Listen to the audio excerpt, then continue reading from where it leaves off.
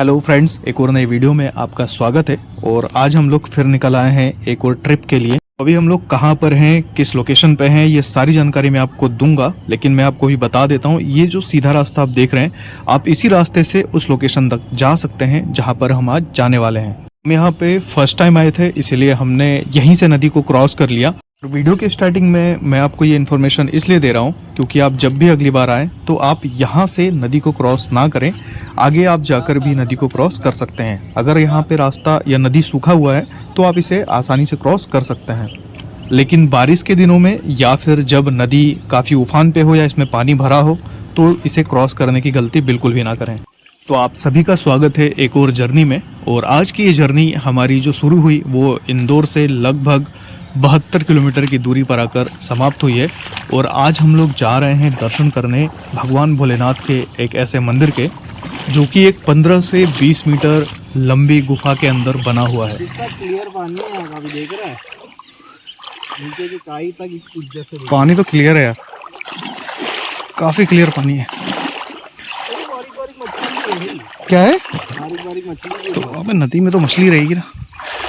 हम लोग जिस नदी को इस समय क्रॉस कर रहे हैं, इस नदी का नाम चोरल नदी है। और चोरल नदी के उस तरफ जो महादेव जी की गुफा है वो बनी हुई है। और उस गुफा को किस नाम से बुलाया जाता है वो मैं आपको बताता हूँ।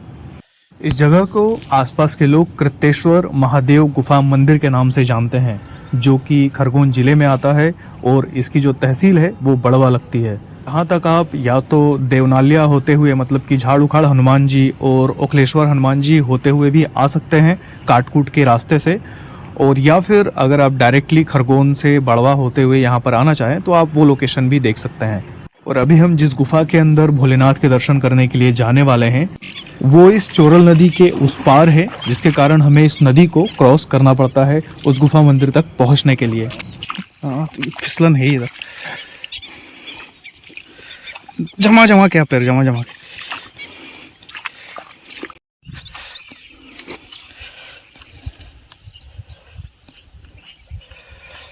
पेड़ कितने गोल। मैंने आपको स्टार्टिंग में ही इस नदी को क्रॉस करने के लिए इसलिए मना किया क्योंकि हमने क्रॉस तो कर लिया, पर हमें जो मतलब रास्ता था वो जंगल के अंदर से जाने को मिला।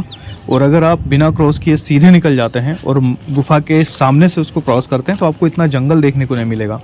तो अभी हम जिस रास्ते से जा रहे हैं वो जंगल के, मतलब थोड़ा सा जंगल का एरिया है, उसको क्रॉस करते हुए निकलेंगे।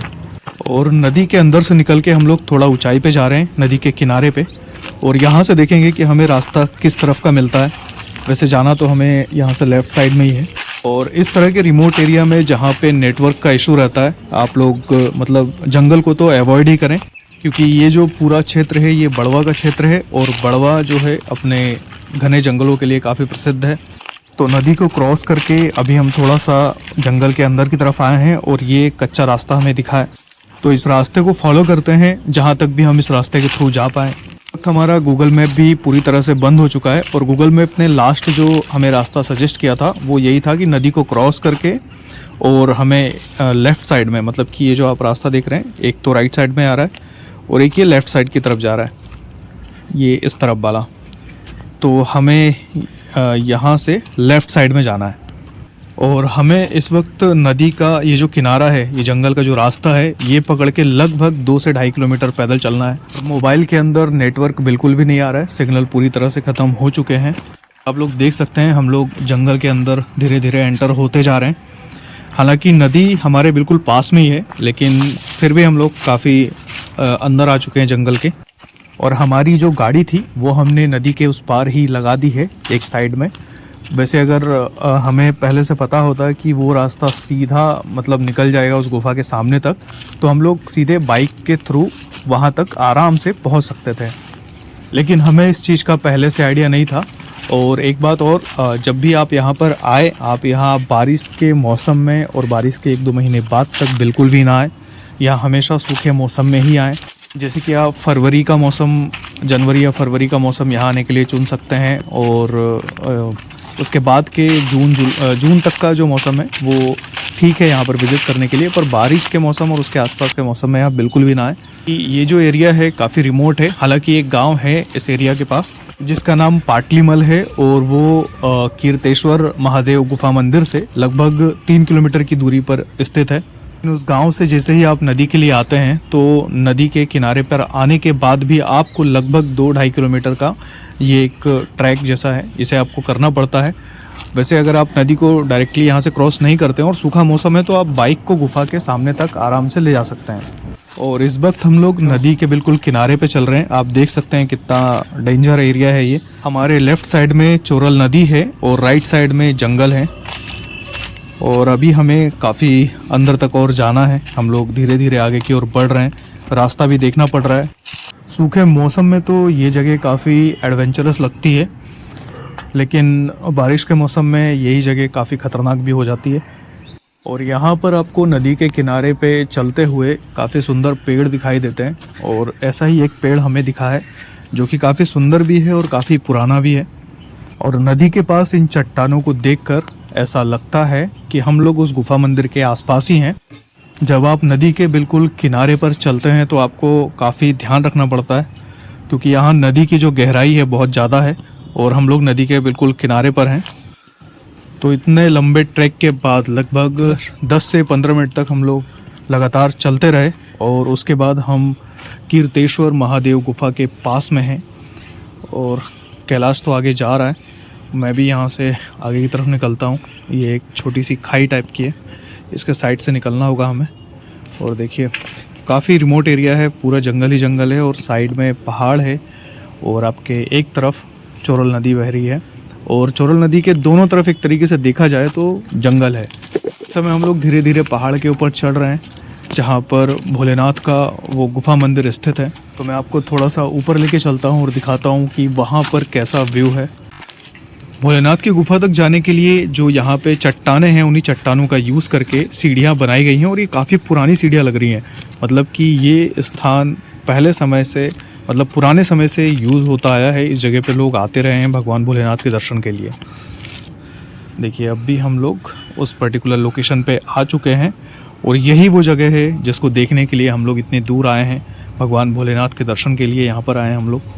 तो लगभग 2 से 2.5 किलोमीटर की ट्रैक कंप्लीट करने के बाद हम लोग उस स्थान पे हैं जिस स्थान के दर्शन करने के लिए हम लोग पिछले कई महीनों से सोच रहे थे। इस समय हम उस पहाड़ी के ऊपर हैं जहाँ पर भगवान भोलेनाथ की, भगवान कीर्तेश्वर महादेव की गुफा मौजूद है। लेफ्ट साइड में आपको चोरल नदी का किनारा देखने को मिलता है, और राइट साइड की जो पहाड़ी है उस पहाड़ी के अंदर में भगवान भोलेनाथ का कीर्तेश्वर गुफा मंदिर स्थित है। आप देख सकते हैं ये पूरी चट्टानों से बनी पहाड़ है, और इस पहाड़ के बीच में ही भगवान भोलेनाथ का स्थान है। मुझे ये नहीं पता कि भगवान भोलेनाथ की स्थापना इस गुफा में कब हुई और किसने की, लेकिन जिसने भी इस जगह को चुना, ये जगह बहुत ही शांत है और भगवान भोलेनाथ की भक्ति के लिए, उनकी साधना के लिए बहुत ही प्यारी लोकेशन है। ये बहुत ही शांत लोकेशन है। हमारे सामने इन पहाड़ियों के अंदर जो गुफा बनी हुई है, ये गुफा बिल्कुल नेचुरली बनी हुई लगती है, और वैसे ये नेचुरल है भी, क्योंकि ऐसा लगता नहीं कि इसे किसी भी तरह से काट के बनाया गया है। पहाड़ का जो ऊपरी सिरा है उसे आप देखेंगे तो ये पूरा चट्टानों से ही बना हुआ है। तो चलिए अब मैं आपको गुफा के अंदर लेके चलता हूँ और भगवान भोलेनाथ के उस प्राचीन और अद्भुत शिवलिंग के दर्शन कराता हूँ, और साथ ही आपको अंदर से गुफा भी दिखाऊंगा। और इस गुफा के अंदर हम लोग जितना एंटर होते जाते हैं, ये गुफा उतनी ही सक्रिय होती जाती है। तो देखिए आप स्टार्टिंग में गुफा काफ़ी हाइट की है, जिसमें आप आराम से खड़े होकर एंटर तो होते हैं, लेकिन आपको फिर धीरे धीरे इसमें झुकना पड़ता है, और झुकते झुकते जो जगह है वो काफ़ी कम हो जाती है। फिर आपको बैठकर ही अंदर की तरफ जाना होता है। अच्छा, गुफा के अंदर हमें कोई दीपक जलाता हुआ दिखाई दे रहा है, तो अभी हम बाहर ही रुकते हैं, थोड़ी देर बाद एंटर होंगे। तो फाइनली जो लोग गुफा के अंदर थे उन्होंने भगवान शिव की पूजा कर ली है, और अब हम एंटर होते हैं गुफा के अंदर। तो मैं आपको बता रहा था कि ये गुफा धीरे धीरे संकरी होती जाती है, और आपको नीचे झुक के या फिर बैठ करके जाना पड़ता है। देखिए मैं आपको दिखाता हूँ। देखिए जब हम एंटर हुए थे तो गुफा का जो मेन डोर है, मतलब मुख्य द्वार था, वो काफ़ी बड़ा था, लेकिन अब धीरे धीरे काफ़ी संकरा होता जा रहा है। और फर्स्ट टाइम जब आप इसमें एंटर होंगे तो आपको थोड़ा सा डर भी लग सकता है, क्योंकि ये प्योरली पहाड़ों के बीच में स्थित गुफा है और पूरी तरह से अंदर चट्टानें ही हैं। नीचे आप देख सकते हैं यहाँ पे लोगों ने सीमेंटेड करवा दिया है, जो कि काफ़ी अच्छा काम किया है लोगों ने। तो अंदर चलते हैं। थोड़ा सा प्रॉब्लम हो रही है अंदर एंटर होने में, वैसे इतनी भी कोई प्रॉब्लम वाली जगह नहीं है, आप बहुत आराम से अंदर एंटर हो सकते हैं। और मैं भी फाइनली आ गया हूँ। गुफा के बाहर से तो अंदाज़ा लगाना बहुत मुश्किल था, लेकिन ये बहुत ही अद्भुत स्थान है, बहुत ही अद्भुत दर्शन है यहाँ पर भगवान भोलेनाथ के इस शिवलिंग के। लेकिन सच में भगवान भोलेनाथ के जिस भी भक्त ने या साधक ने इस स्थान का चयन भगवान की पूजा और साधना के लिए किया था, भक्त वो साधक भी अद्भुत होगा, और उसने जो यहाँ पर इंतजाम किए हैं अपनी पूजा के लिए वो सब भी बहुत ही अद्भुत है। क्योंकि पहली चीज़ जो यहाँ पर नोटिस करने लायक है वो ये है कि भगवान शिव का जो शिवलिंग है उसके आसपास कुछ चीज़ें हैं, जैसे कि नंदी महाराज विराजमान हैं शिवलिंग के सामने, और साइड में ही एक दीपक रखा हुआ है। ये जो दीपक है पूरा चट्टान को काट के बनाया गया है, और जो शिवलिंग है इसे भी चट्टान से ही तराश करके बनाया गया है।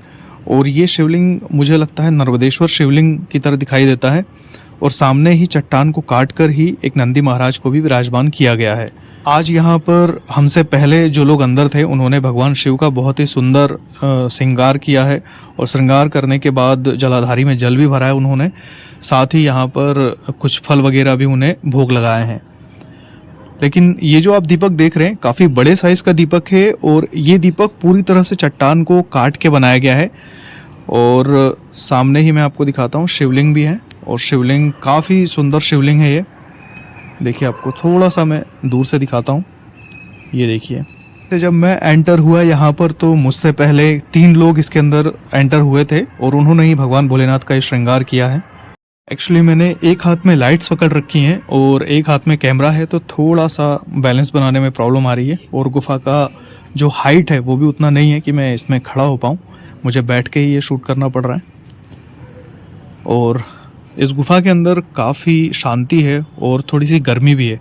और ये जो आप रास्ता देख रहे हैं इस तरह के तीनों तरफ रास्ते हैं, कि ये भी देख लीजिए, ये भी एक रास्ता जैसा दिखाई दे रहा है, और शिवलिंग के ठीक पीछे भी एक रास्ता है त्रिशूल के पास में, ये देखिए। तो ये जो तीनों रास्ते हैं और एक जो रास्ता जिससे हम एंटर हुए हैं, तो ये 4 रास्ते हैं।